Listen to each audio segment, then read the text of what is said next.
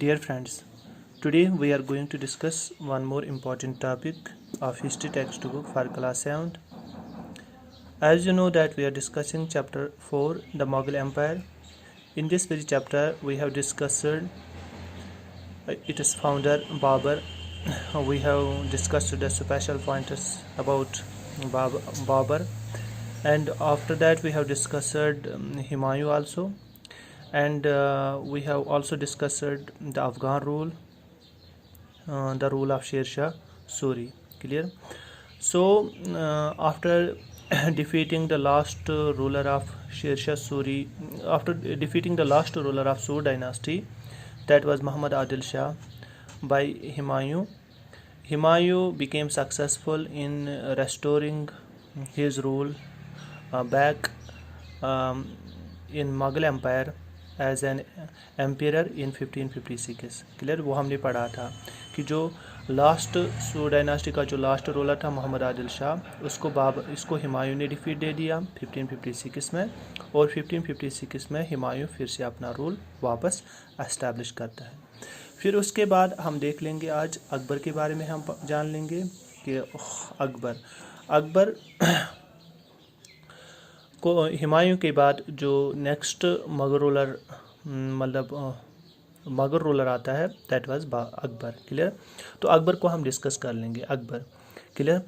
तो जहाँ तक Akbar, when he came to the throne he was at that very time only 13 years old. So from 1556 to 1560 तो बैरम खान बाबर का Akbar began to act under the guidance of Bairam Khan. Clear? वो उसका guide था.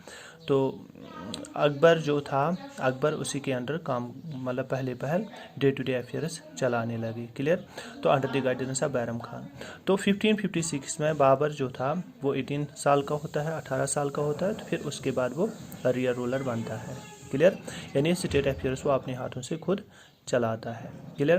तो उसके बाद जब हम देख लेंगे कि Akbar fought many important battles, Akbar ने बहुत इम्पॉर्टेंट बैटल्स लड़े हैं. तो उन इम्पॉर्टेंट बैटल्स में most important were 2 battles, that is second battle of Panipat. First battle of Panipat में हमने डिस्कस किया था Babur who defeated Ibrahim Lodi in the first battle of Panipat in 1526. 1526 में एक बैटल होती है फर्स्ट बैटल ऑफ पानीपत. वो बाबर और यानी लोदी डायनास्टी का जो लास्ट रूलर था इब्राहिम लोदी, उनके बीच होता है. फिर उसमें बाबर इब्राहिम लोदी को डिफीट देता है. फिर उसके बाद वो मुगल डायनास्टी का रूल एस्टैब्लिश करता है. तो अब यहाँ पे सेकंड बैटल होती है बिटवीन अकबर एंड हीमू. हीमू कौन था?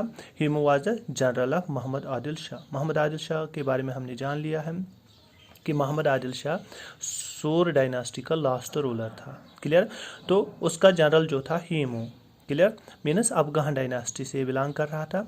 तो मोहम्मद आदिल शाह का जनरल जो हीमू था, हीमू और अकबर के बीच में एक बैटल होती है, सेकंड बैटल ऑफ पानीपत. ये 1556 में होता है. Soon after the when Akbar came to the throne. Clear? 1556 में बैटल होती है. तो उस बैटल में तो from the side of Akbar ये बैटल बैरम खान लड़ता है. तो बैरम खान और हीमू के बीच में ये बैटल होती है. तो in that very battle Akbar defeated Hemu. Clear? यानी बाबर या बैरम खान डिफीटेड हीमू. क्लियर? तो हीमू को ये डिफीट देता है. फिर उसके बाद जो सेकंड इंपॉर्टेंट बैटल अकबर लड़ता है वो है बैटल ऑफ हल्दी घाटी. ये 1576 में होती है. ये किन के बीच में होता है? महाराणा प्रताप सिंह एंड अकबर. तो इस बैटल में भी अकबर जो था वो महाराणा प्रताप सिंह को डिफीट देता है. क्लियर? तो these two are the important battles which Akbar fought. Clear? ये 2 इम्पॉर्टेंट बैटल है जो अकबर यहाँ पे लड़ता है. एक है सेकंड बैटल ऑफ पानीपत, दूसरा बैटल ऑफ हल्दी घाटी. तो इसके बाद एक और स्पेशलिटी थी अकबर की. अकबर ने ही built Fatehpur Sikri city and shifted his court there. उसने एक सिटी बिल्ट अप की अकबर ने, जो इम्पॉर्टेंट सिटी थी, फेमस सिटी थी, that is Fatehpur Sikri. Clear? तो ये किन के ऑनर में बनाया? उन्होंने सलीम चिश्ती के ऑनर में बनाया. क्लियर? क्योंकि बाबर का पहल कोई बेटा पैदा नहीं होता था. फिर उसके बाद by the grace of Salim Chishti saint, तो उसका एक बेटा पैदा होता है जहांगीर. फिर उसको वो नाम ही रखता है सलीम. क्लियर। तो जहांगीर का ओरिजिनल नेम था सलीम, क्लियर।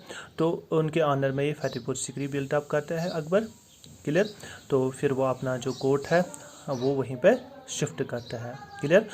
उसके बाद ही फॉर्मड ए न्यू रिलीजन, वो एक न्यू रिलीजन बनाता है, एक न्यू रिलीजन फ्रेम करता है जिसका नाम था दीन इलाही, क्लियर।